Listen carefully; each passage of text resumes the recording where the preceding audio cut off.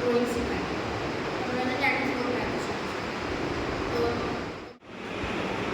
ये जो चित्र है तुम जानी आग को कौन आसूची समस्त मत आग को कौन जिनस आसूची तुम गोटे बहुत तुम नुहे केवल पूरा देश बहुत बड़ गोटे जिनस तुम मान समस्त आसूची निहती गोटे जिते पर्वपर्वाणी हुए दिवाली हो से होली हो दिवाली को हिंदू मान रखाई होली को हिंदू मान रखाई किंतु एटा जो जिनस आसूची आगु से समस्त ना हिंदू ना मुसलमान ना क्रिश्चियन ना सिख ना ईसाई ना कि समस्त भविष्य से जिनस नहीं आसूची तुम बहुत बड़ दिन आसूची कौ दिन आसूची मत मत कौ दिन आसूची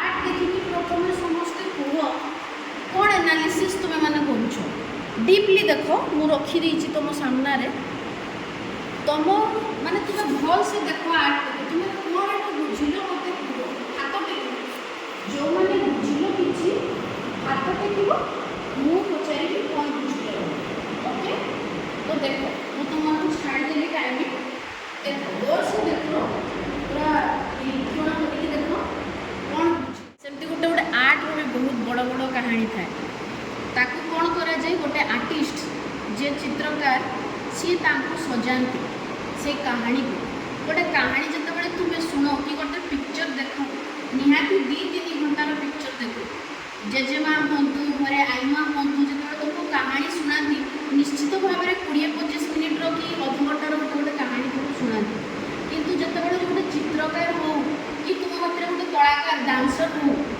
से मैंने जो से जिनस को रिप्रेजेंट करती बहुत कम समय रिप्रेजेंट करती कहीं तुम डांस लिमिट माने गीतर गोटे लिमिट निहाती 7-8 मिनिट कि 6 मिनिट अति बेसी जब कम रहा 4-5 मिनिट थाए गोटे गीत से गीतर से गोटे कहानी को रिप्रेजेंट करती सेमती गोटे चित्रकार भी गोटे घंटार बहुत सारा कहानी रिप्रेजेंट से मत करती जो सब न्यूज चलुची तुम आखपाखे हाँ हल्ला सृष्टि है तुम मैंने जापर निर्वाचन साधारण निर्वाचन है जो तुम्हें निजर प्रार्थी बाछब तुम्हें निज प्रार्थी बाछब निजे निज भविष्य बाछब तुम मान बयस एवं ना तुम्हें मैंने जाइए से जिनस भुगतान कर किंतु तुम्हें मैंने जानिले तुम्हें मैंने अन्य को जड़े बुझिपार एमती ना कि किसी भी माने जागलु बास गोटे चली टीवी गोटे हो हल्ला चली गोटे रैली चली बास चल ना सब जिनसर किसी ना कि महत्व थाए बुझा बहुत जरूरी तो यही आर्ट ये जो चित्र तुम देखुच तारी पर्यवेसित हो जिनस स्टोरी ये हूँ गोटे पर्सन माने तुम्हें हो मुझे सार हूँ कि जी भी कहो मैं आखपाखे भी कह ये हूँ हाथ यहाँ कौन जान भोट्र बाक्स भोट जो भोट कथा जान ना भोट्र बाक्स के किए देखी भोट्र बाक्स देखा कहीं ईवीएम मेसीन आम जाकि भोट दूँ फोटो धरत किंतु आगु जितेबले थिला ये सिस्टम तो तुमर गोटे जिनस यही आंगुली बहुत मायने रखे जितेबले आम भोट देकी आसू आम भोट देवार जानी तो सर्वनिम्न बयस सीमा हूँ 18 वर्ष जाच ना आगु 21 वर्ष थिला किंतु तुम जो माने कॉन्स्टिट्यूशन एमेंडमेंट आसला चेंज होगी 18 वर्ष हो तो तुम भी एबे से स्टेज को आस्ते आस्ते आसीगलणी तुम्हें निजर प्रार्थी बाछि पार तुमर निजर सुइटेबल जी तुमको भल लगे जी तुम तो तुम्हें मैंने जानी दरकार कि आम भविष्य कथा चिंता करुवा वाला आम कथा भावुवा वाला केवल तुम निजर स्वार्थ नहीं समस्त स्वार्थ से निहित रही वाला सी उपयुक्त ପ୍ରାର୍ଥୀ କିଏ ଏମିତି ନାହିଁ କି ଆମେ ବାସ ଗଲୁ ଦେଇ ଦେଇକି ପଳେଇ ଆସିବୁ ନା ବହୁତ ଜିନିଷ ଏଥିରେ ଡିପେଣ୍ଡ କରେ ତୁମେ ଜାଣିଥିବା ଦରକାର ମୁଁ ତୁମକୁ କହିବି ଏଇ ଷ୍ଟୋରି ତୁମେ ଶୁଣି ସାର ତାପରେ ମୁଁ ତୁମକୁ ଆସ୍ତେ ଆସ୍ତେ କହିବି କି ତୁମର ଏଇ ଗୋଟେ ଭୋଟ କେତେ ମିନିଂଫୁଲ୍ ଶୁଣ ସେ ଯେଉଁ ହାତ ମୁଁ ତୁମକୁ କହିଲି ତୁମ ଭିତରୁ ଜଣେ ପର୍ସନ୍ ହଉ ସାର୍ ହୁଅନ୍ତୁ କିମ୍ବା ମାନେ ବାହାର ଲୋକ ଯିଏ ହଉ ଏ ତାଙ୍କ ହାତ ସିଏ ଦେଉଛନ୍ତି ଭୋଟ ଇଏ ହେଉଛି ଭୋଟର ବାକ୍ସ ଭୋଟର ବାକ୍ସରେ ତୁମ ଭବିଷ୍ୟତ ନିର୍ଦ୍ଧାରିତ ହୋଇଛି ତୁମେ କ'ଣ କରିବ ତୁମର ଗୋଟେ ଭବିଷ୍ୟତ ତୁମର ଗୋଟେ ଭୋଟ କାହାର ଭବିଷ୍ୟତ ଚେଞ୍ଜ କରିଦେବ ତୁମର ଗୋଟେ ଭୋଟ କାହା ଭବିଷ୍ୟତ ଅନ୍ଧାର କରିଦେବ ବୁଝିପାରିଲ ଏଇ ଯେଉଁ ପାଖରେ ଚାଲିଛି ଏଗୁଡ଼ା ସବୁ ଦଙ୍ଗା ଚାଲିଛି ଭୋଟ ଆମେ ଆକୁ ଦେବୁ ତୁମେ ଜାଣିଥିବ ଆମର ଏବେ ଯେଉଁ ଓଡ଼ିଶାରେ କୁହ କିମ୍ବା ଭାରତରେ କୁହ ତିନୋଟି ପାର୍ଟି ଅଛନ୍ତି ଯଥାକ୍ରମେ କଂଗ୍ରେସ ବିଜେଡ଼ି ବିଜେପି ଓଡ଼ିଶାରେ ବିଜେଡ଼ିଙ୍କ ଚାଲିଛି ଆମ କେନ୍ଦ୍ରରେ କ'ଣ ବିଜେପି ଆଉ କଂଗ୍ରେସ ଜାଣିଛନ୍ତି ସମସ୍ତଙ୍କ ଚିହ୍ନ ଜାଣିଛ ନା ନାହିଁ ମୋତେ କହିସାର ମୋତେ କୁହ ନା କଂଗ୍ରେସର ଚିହ୍ନ କ'ଣ ଆଉ ତୁମ ବିଜେଡ଼ି ଚିହ୍ନ କ'ଣ ବିଜୁ ଜନତା ଦଳ ଶଙ୍ଖ ଆଉ ବିଜେପିର ଚିହ୍ନ କ'ଣ ପଦ୍ମ ସେଇ ଚିହ୍ନ କେବଳ ତୁମମାନଙ୍କୁ ଏମିତି ଦିଆଯାଇନି ତା'ର ଚିହ୍ନର ବହୁତ ମହତ୍ଵ ରହିଛି ବୁଝିପାରିଲ ଏବେ ତୁମକୁ ଏଇଥିରେ ଯେଉଁ ମୁଁ ଷ୍ଟୋରିଟା କହିଲି ତୁମେମାନେ ବୁଝିପାରିଲ ନା ମୋତେ କୁହ ନା ତୁମେମାନେ କ'ଣ ପାଇଁ ଭୋଟ ଦେବ ସମସ୍ତେ ଭୋଟ ଦେବା କ'ଣ ଦରକାର ତୁମେ ସମସ୍ତଙ୍କର ଭୋଟ ଦେବା ତୁମେ ଏବେ ବୟସ ହେଇନି ଆଗକୁ ହେବ ତୁମ ଘରେ ଯେଉଁମାନେ ଥିବେ ବାପା ମା' ଭାଇ ତୁମ କୁଟୁମ୍ବ ଆଖପାଖ ଲୋକ ସେମାନେ କ'ଣ ପାଇଁ ଭୋଟ ଦେବେ ମୋତେ ଖାଲି ଏତିକି କଥା କୁହ କ'ଣ ପାଇଁ ସେମାନେ ଭୋଟ ଦେବେ ଭୋଟ ଦେଇକି ଲାଭ କ'ଣ ଏଇ ହନି ଏକ୍ସାଲ ହନିଙ୍କ ମା' ଗୋଟା ପଦବୀରେ ଅଛନ୍ତି ହନି ମୋତେ କୁହ ଭୋଟ ଦେବା କି ପାଇଁ ଦରକାର କୁହ ହନି କାହିଁକି ଭୋଟ ଦେବା ଆବଶ୍ୟକ ଆଜି ଘରକୁ ଯିବ ମାଆଙ୍କୁ ଯଦି ପଚାରିବ ମା' ତମେ କାହିଁକି ଏଇ ପଦବୀରେ ଛିଡ଼ା ହେଇଛ ଆଉ ଆମେ ଭୋଟ କାହିଁକି ଏଇ କ୍ୱେଶ୍ଚନ୍ ଖାଲି ଏଠି ପଚାର ଘରେ ଯାଇକି ଭୋଟ ଆମେ କାହିଁକି ଦେବୁ କାହିଁକି ଆମେ ଭୋଟ ଦେବୁ ଆମେ ଭୋଟ ନ ଦେଇକି ବି ତ ଏମିତି ବୁଲୁଛୁ ଖାଉଛୁ ପିଉଛୁ ସବୁ ଭୋଟ କ'ଣ ହେଲା ପଚାରି ଆସିବ ପଚାରିବ ନିଶ୍ଚୟ ହେଲା ତାପରେ ଆସିକି ମୋତେ ଜଣେଇବ ଯେ ଆମେ ଭୋଟ କ'ଣ ପାଇଁ ଦେବୁ ତୁମକୁ ଆଜି ମୁଁ ଗୋଟେ ଜିନିଷ କହୁଛି ସେ ଭୋଟ କ'ଣ ପାଇଁ ଦେବୁ ଆଜି ସେଇ ବିଷୟରେ କହୁଛି ତୁମେ ଜାଣୁଛ ତୁମ ଡେଲି ସକାଳୁ ଉଠିଲେ ତୁମର ଖାଇବା ତୁମର ଶୁଣିବା ତୁମର ବୁଲା ଚାଲା ସବୁକିଛି ନିର୍ଦ୍ଧାରିତ ହୋଇକି ଅଛି କିଏ ବାହାରେ ବୁଲୁଛ କି ପାଗଳ ଭଳି ବୁଲୁନ ନା ରାତି ଦିନ ଘର ଖଣ୍ଡିଏ ଅଛି ନା ନାହିଁ ତୁମ ପାଖରେ ଅଛି ଘରେ ଶୋଇବା ପାଇଁ ଜାଗାଟିଏ ଅଛି ନା ନାହିଁ ଅଛି ଖାଇବା ପାଇଁ ଚାଉଳ ଡାଲି ଅଛି ନା ନାହିଁ ଅଛି ଏଗୁଡ଼ା କ'ଣ ରହିଲା ତୁମ ସାଧାରଣ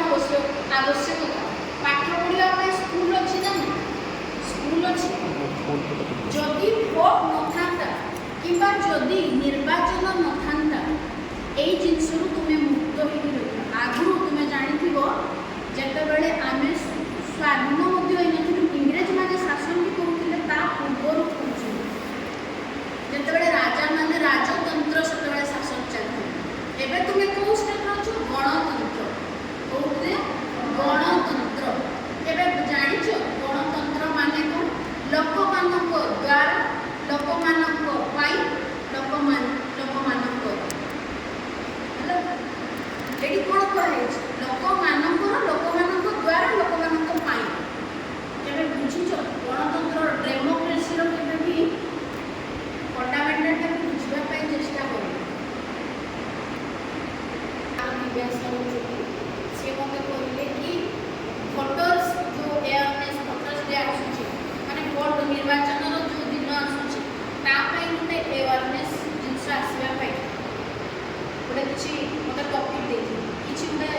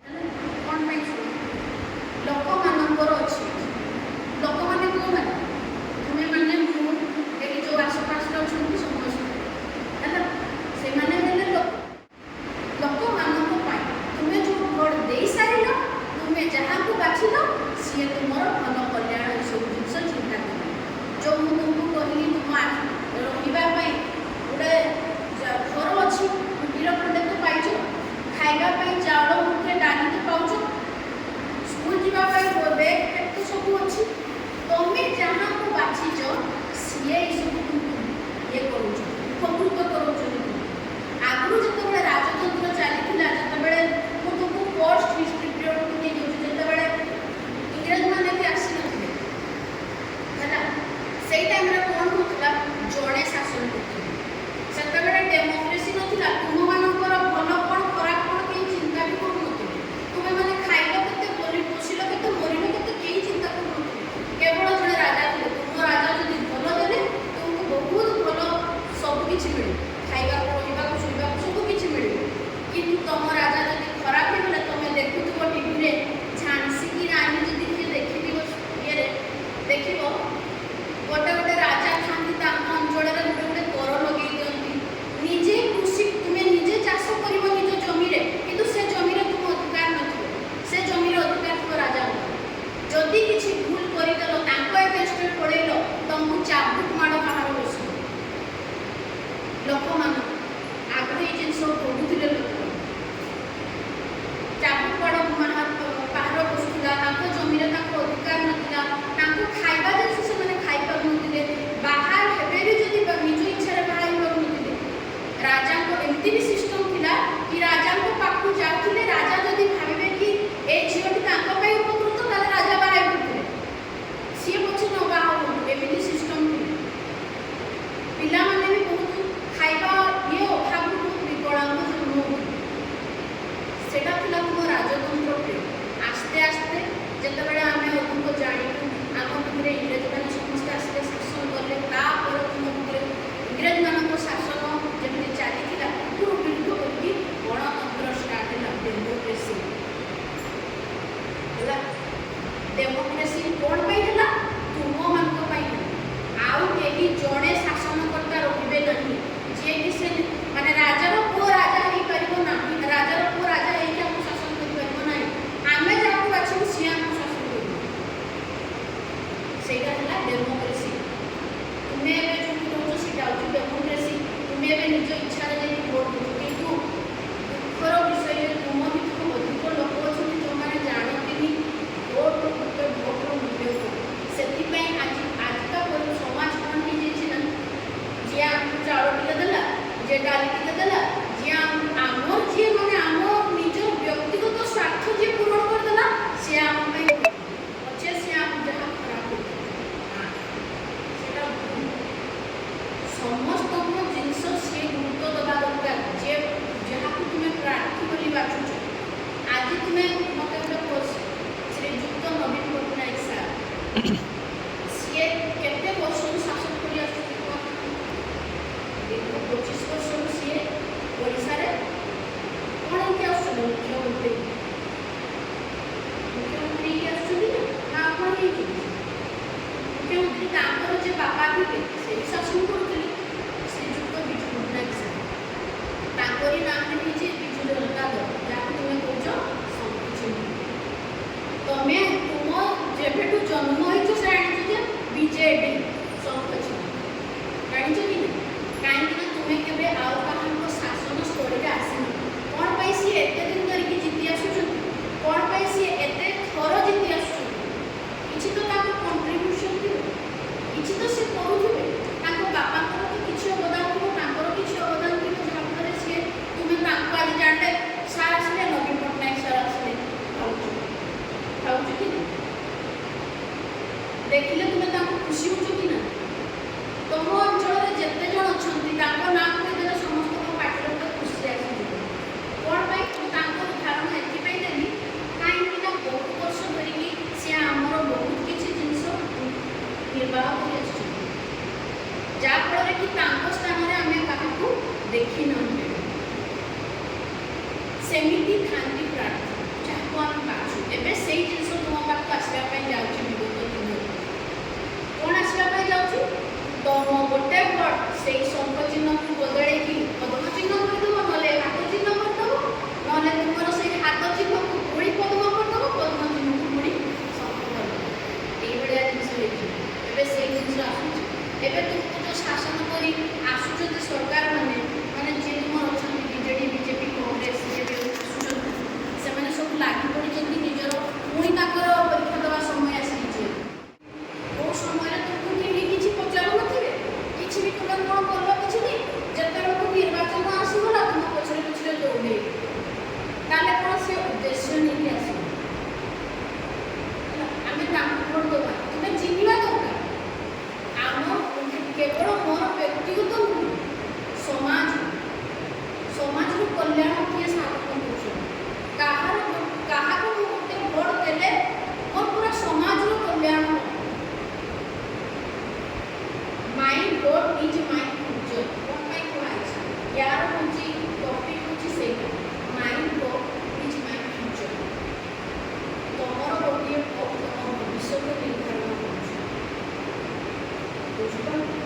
ଏବେ ଯିଏ ଆସିବେ ସେ ତୁମକୁ 5 ବର୍ଷ ଶାସନ କରିବେ। ଶାସନ କରିବେ ମାନେ କ'ଣ? ତାଙ୍କ ଅଧୀନରେ ତୁମେ ଚଳିବ। ପାଠ ପଢ଼ାରୁ ଆରମ୍ଭ କରିକି, ଖାଦ୍ୟପେୟରୁ ଆରମ୍ଭ କରିକି, ଆସବାବରୁ ଆରମ୍ଭ କରିକି, ତୁମ ଯିବା ଆସିବା ସବୁ କିଛି ତାଙ୍କ ଅଣ୍ଡରରେ ରହିବ। ଏକ ଚାଲି ଯଦି ତୁମେ କିଛି ସୁବିଧା ପାଉଛ, କାଲି ଯଦି ସରକାର ଚେଞ୍ଜ ହେଇଗଲେ ସେ ସୁବିଧା ତୁମକୁ ନ ମିଳିପାରେ। ତୁମକୁ ସେଇଟା କ'ଣ ଲାଗିଯିବ? ମୁଁ ଯଦି ତାଙ୍କୁ ଭୋଟ ଦେଇଥାନ୍ତି ତାହେଲେ ମୁଁ ଏଇ ସୁବିଧାଟା ମୋତେ ସବୁବେଳେ ରହିବ। ସେଇଭଳିଆ କଥା। କିନ୍ତୁ ସେତେବେଳେ ଆଉ ତୁମ ହାତରେ କିଛି ନଥିବ। ଏବେ ତୁମ ହାତରେ ସବୁ କିଛି ଅଛି। ବୁଝିପାରିଲ? ତେଣୁକରି ତୁମେ ନିଜେ ଜାଣିବା ଦରକାର ମୁଁ କାହାକୁ କି ମୋ ଘର ଲୋକ କାହାକୁ ଉପଯୁକ୍ତ ଭୋଟଟି ଦେଲେ ଆମେ ଭବିଷ୍ୟତ ସାରା ଉପକୃତ ହେବ। ଏଗୁଡ଼ା ଇଏ ପିଲା କହୁଛି ମୋତେ ଆମକୁ ଆସିଲେ ଗୋଟେ ପିଲା ସବୁ ଶୁଣିକି ଯାଉଛି ନା। ତମେମାନେ ଯେତେବେଳେ ଆମ ବୟସର ହେବ କି ଆମର ବୃଦ୍ଧ ବୟସର ହେବ ସେତେବେଳେ ବୁଝିବ ଗୋଟେ ସରକାର ଗୋଟେ ସମାଜରେ କେତେ ବୁଝିପାରିଲ? ତମେ ଆଜି ଜଣେ ତୁମେ ନେତାଙ୍କୁ ବାଛିଦେଲ ଯିଏକି ତୁମ ମାନେ ଇଏରେ ନଥିବେ, ଖାଲି ତୁମକୁ ଆସିକିରି ଯେଉଁ ନିର୍ବାଚନ ଆସୁଛି ତୁମକୁ ପୂଜା ଭଜା କରି ଏଇଟା ପତ୍ର ଦେଇକି ତୁମ ଛୁଆମାନଙ୍କୁ ଚକୋଲେଟ୍ ଦେଇଦେଲେ ତୁମେ ଖୁସି ହେଇଯିବ। ତୁମମାନଙ୍କୁ ଗୋଟେ ଡ୍ରେସ୍ ଦେଇଦେଲେ ତୁମେ ଖୁସି ହେଇଯିବ। ତୁମକୁ ଫ୍ରିରେ ଏଇନା ଚାଉଳ ମିଳିବ, ଚାଲ। ତୁମକୁ ଫ୍ରିରେ ଏଇନା ଡ୍ରେସ୍ ମିଳିବ, ଚାଲ। ସେ ତ ଦେଉଛି ଆମେ ଯିବୁ ଆଉ କ'ଣ ଅଛି। ଆମର ଟିକେ ହାଲ୍ଲା କରିଥିଲା ଆମ ମିଳିଗଲା, ଆମକୁ ତ ଆମ ଜିନିଷଟା ମିଳିଗଲା ନା। ସେଟା କି କିଞ୍ଚିତ ସମୟ ପାଇଁ, କିଛି କ୍ଷଣ ପାଇଁ ତୁମକୁ ଗୋଟେ ଆଖିରେ ପୁଟୁଳି ବାନ୍ଧି ଦିଆଗଲା। ତାପରେ ତୁମ ସହିତ ଯେଉଁ ଜିନିଷଟା ହେବ ତୁମେ ବିଲିଭ୍ ବି କରିପାରିବ। ତେଣୁକରି ତୁମେ ଜାଣିଥିବା ଦରକାର ଇଏ ଆମକୁ ସବୁବେଳେ ଆଜି ଭଲରେ ବୋଲି ନୁହେଁ, କାଲି ଆଜି ଭୋଟ ସରିଗଲା ପରେ ବି ଆମ ସୁଖରେ ଦୁଃଖରେ କିଏ ଆମ ସହିତ ଠିଆ ହେବ। ଆମେ ତାଙ୍କୁ ହିଁ ବାଛିବୁ, ଆମେ ତାଙ୍କୁ ହିଁ ଠିଆ କରିବୁ। କାହିଁକି ସିଏ ଯଦି ଠିଆ ହେଇଗଲେ ଥରେ ସିଲେକ୍ଟ ହେଇଗଲେ ସିଏ ଆମକୁ 5 ବର୍ଷ ଶାସନ କରିବେ। ତ ତୁମ ଯେତେବେଳେ କିଛି ପିଲା ଅଛ ଯେଉଁମାନେ କି 5 ବର୍ଷ ବେଳକୁ 7-8 ବର୍ଷ ହେଇଯାଇଥିବ ହେଇଯାଇଥିବ ସେତେବେଳେ ଯଦି ତୁମେ ଏଇଟା ଭାବିବ କି ମୁଁ ଆକ୍ଚୁଆଲି ଯାହା ଭୋଟ ସେତେବେଳେ ଆଉ କିଛି ନଥିବ। ବୁଝିପାରିଲ? ସେଥିପାଇଁ କେବଳ ତୁମର ବର୍ତ୍ତମାନ ପାଇଁ ନୁହେଁ, ଭବିଷ୍ୟତ ପାଇଁ ମଧ୍ୟ ତୁମକୁ ଚିନ୍ତା କରିବ। କ'ଣ ପାଇଁ ତୁମମାନଙ୍କୁ ସବୁ କୁହାଯାଏ ଆଜିର ଶିଶୁ କାଲିର ଭବିଷ୍ୟତ? କ'ଣ ପାଇଁ କୁହାଯାଏ? କ'ଣ କି ଜାଣିଛ କି ପାଇଁ କୁହାଯାଏ ଆଜିର ଶିଶୁ କାଲିର ଭବିଷ୍ୟତ? ତମମାନଙ୍କ ଠାରୁ ହିଁ ଭବିଷ୍ୟତର ଆରମ୍ଭ ହୁଏ। ବୁଝିପାରିଲ? ତମେମାନେ ଏବେ କେହି କଥା ବୁଝୁନ, କିନ୍ତୁ ଯେତେବେଳେ ଅଛ ତୁମମାନଙ୍କ ଭିତରେ ବି କେତେ ଜଣ ଅଛନ୍ତି ଯେଉଁମାନେ ପ୍ରକୃତ ଭୋଟ ବୁଝିବା ପାଇଁ ଚେଷ୍ଟା କର। ଆମ ସୋସାଇଟିରେ ଯାହା ବି ଅଛି କ'ଣ ପାଇଁ ଅଛି? ହେଲା ଗୋଟେ ରାସ୍ତାରେ ଡଷ୍ଟବିନ୍ ରଖାହେଉଛି, ଆଗକୁ ରଖାହେଉନଥିଲା, ଏବେ କ'ଣ ରଖାହେଉଛି? ବାସ୍ ସେଇଟା ହେଉଛି ତୁମର ଭୋଟ। ବୁଝିଲ? ଏବେ ଦେଖିବ ସବୁ କିଛି ଚେଞ୍ଜେସ୍ ଆସିବ ତୁମ ଜାଗାରେ, ତୁମ ଏରିଆରେ ସବୁ କିଛି ଚେଞ୍ଜେସ୍ ଆସିବ। କ'ଣ ପାଇଁ? ଏବେ ନିର୍ବାଚନ ଆସୁଛି। ତାପରେ ଯେମିତି କିନ୍ତୁ ସେଇ ଜିନିଷକୁ ପୁରା 5 ବର୍ଷ ଯିଏ ମେଣ୍ଟେନ୍ କରିକି ରଖିଲେ ଜାଣିବ ସେ ତୁମ ପ୍ରକୃତ ସରକାର। ଯିଏ କେବଳ ତୁମ ପାଇଁ ଚିନ୍ତା କରିବେନି, ସମସ୍ତଙ୍କ ପାଇଁ ଚିନ୍ତା କରିବେ, ସିଏ ହେଲେ ସରକାର। ତାଙ୍କ ନିଜ ବ୍ୟକ୍ତିଗତ କଥା ଚିନ୍ତା ପଛରେ ରଖିକି ସେ ସମସ୍ତଙ୍କ କଥା ଭାବିବେ, ସିଏ ହେଲେ ସରକାର। ଯିଏ ନିଜେ ପଛେ ଯାହା ବି ନିଜେ କଷ୍ଟରେ ବି ରହିବେ କିନ୍ତୁ ତୁମମାନଙ୍କୁ ଉପକୃତ କରିବେ, ସିଏ ହେଲେ ସରକାର। ଏବେ ତୁମେ ଶୁଣିଥିବ ଗୋଟେ ଇଏରେ ବାହାରିଥିଲା ଓଡ଼ିଶା ହେଉଛି ଏମିତି ଗୋଟେ ଇଏ ଯେଉଁଟାକି ବହୁତ କମ୍ ତାର ଇଏ ନ୍ୟୁଜ୍ ଆସେ। ଓଡ଼ିଶା ଏମିତି ଗୋଟେ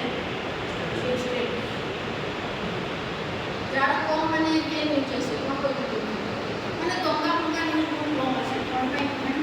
ମୁଁ କେବଳ ଏଠି ଜଣଙ୍କ ମାନେ ଇଏ ସପୋର୍ଟ ନେଇକି କହୁଛି, କିନ୍ତୁ ଆମ ସରକାରଙ୍କ କଥା ମୁଁ କହୁଛି। ଆମ ସରକାର କ'ଣ କରୁଛି? ମୁଁ ଏଠି କୌଣସି ଦଳ କଥା କହୁନି, ମୁଁ ଆମ ସରକାରଙ୍କ କଥା କହୁଛି। ତାଙ୍କ ନାଁ କି ସେ ଉଚ୍ଚ କରିଛନ୍ତି ବୋଲି ବାହାରେ ତାଙ୍କ ନାଁ ସମସ୍ତେ ଶୁଣିବା ପାଇଁ ହେଉଛନ୍ତି। ବୁଝିପାରିଲ?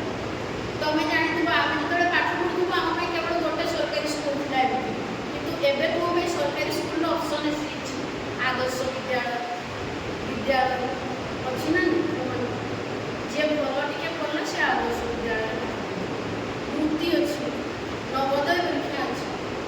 किसी फैसिलिटी अच्छी तुम मानक केते एज पर्यंत गोटे मागणारे पोशाक तुमर बही बेग आरंभ करके खाता बही आरंभ करके जूता भी जोगे दि जाऊँ तो मैंने फ्री मिड डे मिल खाऊन प्रोटीन पाई अंडा खाऊन किए कर सरकार केवल धनी नहीं सरकार केवल धनी गरीब किए क्लास किसी न था समस्त समान देख तुम भर के प्राइवेट स्कूल पढ़ा किंतु तुम्हें एवं गवर्नमेंट स्कूल जी फैसिलिटी पाच प्राइवेट वाला किसी वर्ष पर कहे हुए तो जे गवर्नमेंट स्कूल बेटर से बेस्ट बनाऊ तो सी हेल्ले सरकार जे परिवर्तन आने से जे नुआ नुआ थट आने सी हेल्ले सरकार ठीक भाव जाणी बाछिकी तुम्हें मानक भोट दब से तुम भोट देने के माइंड परिवार जो समस्त अच्छा समस्त देखिए जब कहीं जाना आम नेता काम जी बुझेली हुए तो मैंने किसी बुझीपार कि सरकार आज जाए समस्त बुझेल भोट आम कौन आस